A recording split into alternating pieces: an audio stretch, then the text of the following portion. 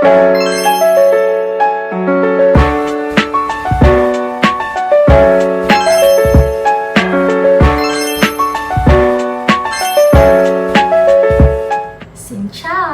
Mabuhay! This is Teacher G, your Filipina teacher here in Vietnam.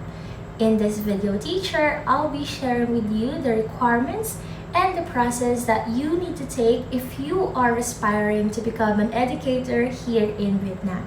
Kaya naman, if you are interested to know the steps, please keep on watching and don't forget to click that subscribe button na rin. Kaya, let's go!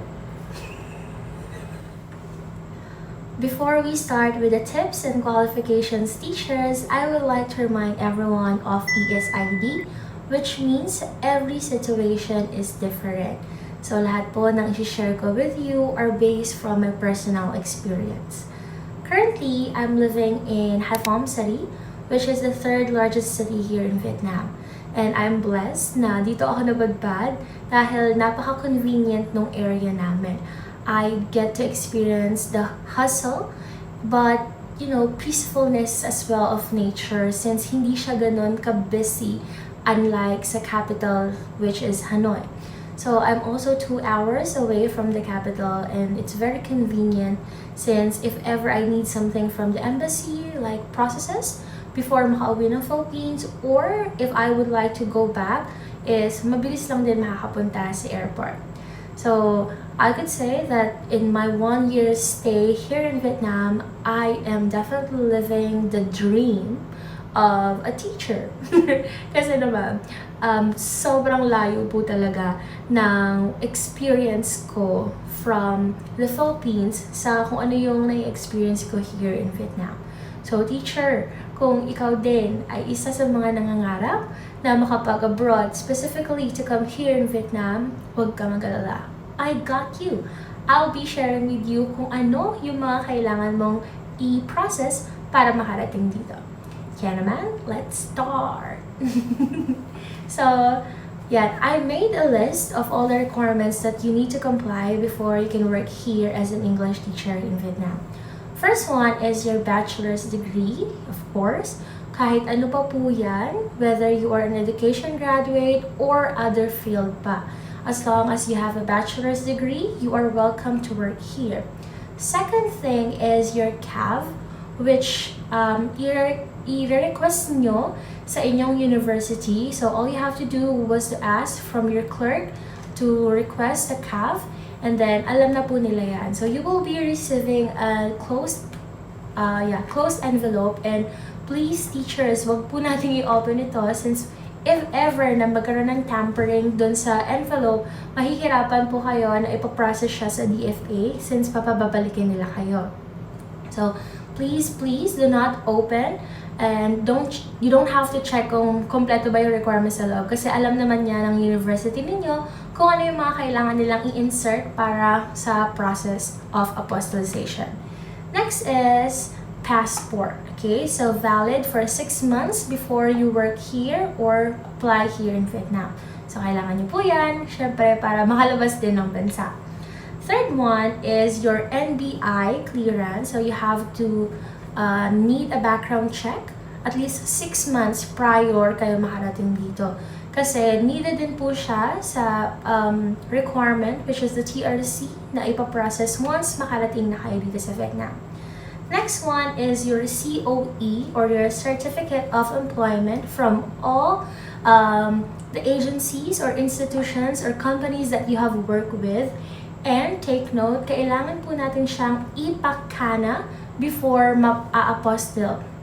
So, kana po ay pupunta kayo sa judge sa inyong city and then i-request nyo lang po ng processing of kana and then alam na po nila yung gagawin dyan. So, don't forget po, kana before ipa-apostille.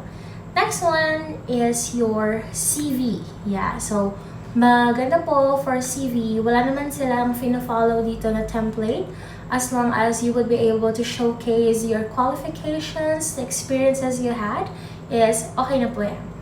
Next one is your introduction video, of course. So there, Mostly, kapag nag-apply po tayo dito, mga centers or schools would ask you to send an introduction video. Kaya naman, teacher, for your introduction video, give your all na talaga. Ilaban mo na yan, di ba? So, if you need to be creative, you have to be creative. So, one way din po kasi na chine-check nila sa ating introduction video is our accent. So you need to have a clear accent with your video since it would be an advantage. Yes po, since you will be teaching English here, so gusto po nila, karamihan ng mga employers is the clear accent. Next is your teaching video. So some of the employers would ask you to have a teaching video to submit. Some naman, hindi naman nire-require. Pero to be prepared lang, di ba? If you have, you could submit it right away or naman, you could make also a new one. So next is your TESOL or TEFL. So either of the two is hinahanap siya ng karamihan ng mga centers dito. Kung wala po tayong TESOL or TEFL, sometimes they are requiring you to take an IELTS. And yung score na need nila is at least 7 or 7.5. So, yan po. So, in my case, ang employer ko po ay hindi ako na-require mag-submit ng IELTS since I already have a TESOL and TEFL certificate. And based on my qualifications as well is that I'm an English major. So, ayan, feeling ko naman, tiwala na siya dun sa degree na meron ako. And, what else? In terms of teaching experience, if you are wondering, kailangan ba meron teaching experience? No need po, teachers. Okay, so it's an advantage, but if you are a fresh grad, you're also welcome to apply here. Hindi naman po sila nagdi-discriminate dito kung wala ka pang teaching experience. But if kung wala, diba, you also have to make a way na magkaroon ng impact ang iyong application to get hired. So, all of these requirements, teachers, you have to process this sa DFA. So, ipapa-red ribbon niyo po siya or the apostille. Ayan. So, before niyo siya i-submit. So, I hope, teachers, the things that I had shared with you earlier ay makatulong sa inyo kung ano yung mga dapat yung i-comply before makapag-work here sa Vietnam. And also, before I end this video, I am a direct hire from the Philippines. So, ako po ay nag-process din ng OEC. So, if you would like to know about the process of how to do OEC, i-comment down nyo na rin, di ba? Kung gusto nyo lang naman, di ko naman kayo pinipilan, pero baka lang, gusto nyo pag-usapan natin yan. So, yun lang, teachers. I hope this video would help you a lot in the process of how you would be able to become an English teacher here in Vietnam.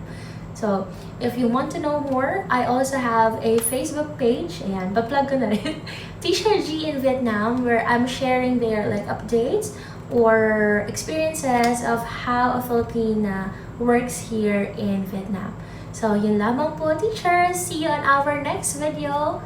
Goodbye!